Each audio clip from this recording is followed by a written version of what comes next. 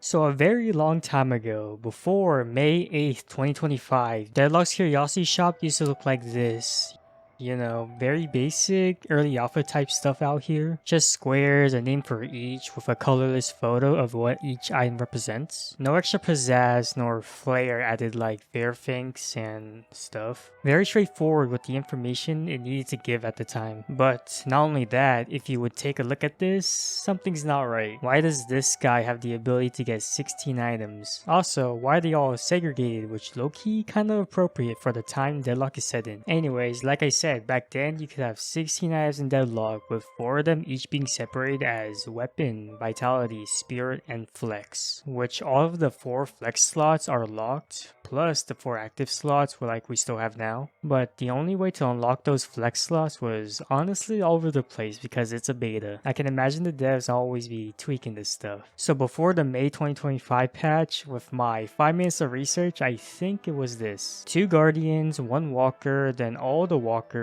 and then 1 Shrine and 2 Base Guardians. If you didn't know, I wasn't playing at the time, but I personally think that the 4th item slot is super late. Like the game is basically over at that point. I can imagine most of the time after you unlock the slot, you kill the other Shrine plus the first phase of the Patron. Then you would reset, go back to the shop because people are respawning, come back with their extra item and proceed to win the game. But who knows, maybe the game is close and you actually only get 1 Shrine and have to AFK for like 5 minutes for the next mid boss. Obviously, this is fairly different to what we have now, with you being able to have 12 items, all of your items being technically flex slots, so you can buy as many spirit, weapon, or vitality items you want, and you only have 3 lock slots, with each unlocking when you destroy a walker. First off, it's a lot simpler than what it was before. Back then, lots of different conditions with the guardians, walkers, and shrine. Now all you need to know is just the walker gives you a slot, plus not having to deal with only 4 slots of one of the 3 types, even though I feel like most of the time the restrictions don't really matter until the mid to late game. Clearly in the early game it shouldn't matter at all. I don't see people out here buying 5 bullet, spirit, or vitality items. In the mid game, I could imagine a scenario where you need so many green items. Like vitality got some bangers, bro.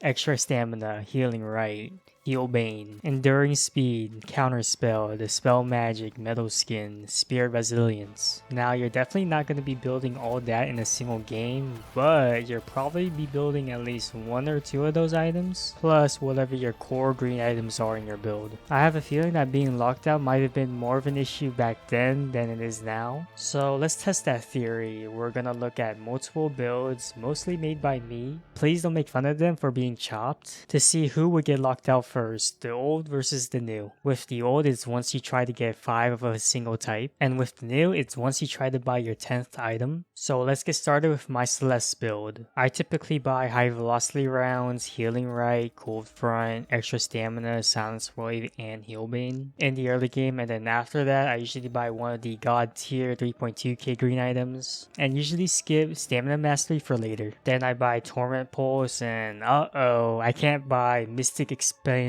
Usually at this point I sell healing right, but for the sake of the game, that's a point for the old ways. Next is 7. Holy, this build is cheeks. This was made back when I was a noob, so I'll be making some executive decisions. Monster rounds, restorative shots, and intensifying rounds will always be there. Honestly, we're probably gonna be buying Surge of Power later because these items are kinda too important. Spirit Lifesteal, Enduring Speed for the green spike, Duration Extender, Quicksilver Reload, and oh, we're out of room for Toxic Bullets. I'd probably sell restorative shots for that, but that's another point for the old ways. Now for silver, she typically goes for a orange/green only build. So I start with close quarters, melee lifesteal, extra stamina, slowing bullets, and fortitude are my go-to early game items. Then I usually go point blank and express shot before choosing a 3.2k green item. But now I can't buy warpstone because I already have 4 other green items, so it's a point for the new. And for my Ivy build, specifically the Spirit Ivy build, because Echo Shard on stone form is really really dumb. I first buy Headshot Booster, Healing Right, Rested Barrel, Stalker, Headhunter, and Healing Nova, and then later Healbane, Greater Expansion, Echo Shard, Vortex Web, and oh, we can't get Duration because we are maxed out on Spirit items. Just saying I don't buy the 3.2k greens because I don't think it's worth it most of the time on Spirit Ivy, but that's the point for the new 2 for 2. Finally, for a tiebreaker, a random build for Yamato, the character that desperately needs a new model. It's from this guy named Soko. Don't really know much about him, but I'm hoping that it's not a bad representation of a Yamato build.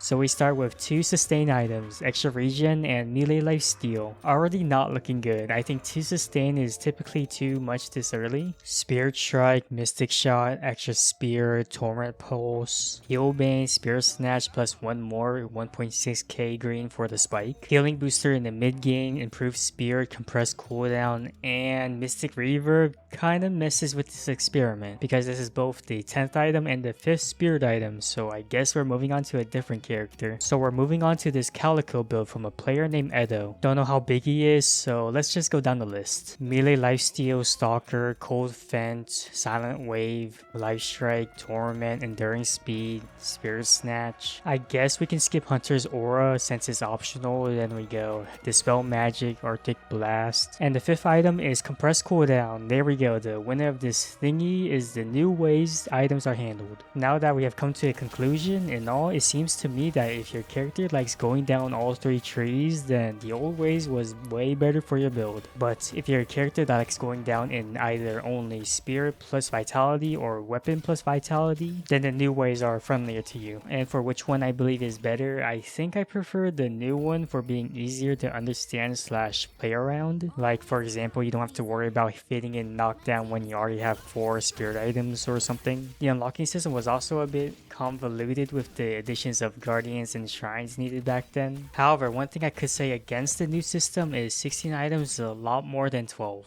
You definitely had way more possibilities for builds back then and a lot more potential power for you in the late game, considering some games that can hold you hostage for like 50 to 60 minutes. So yeah, the new system is pretty good for newer players like me who don't really have much brain left, but the older system has its complexity for theory crafters slash good players to kinda mess around with. You're welcome for the information you didn't need. Bye bye.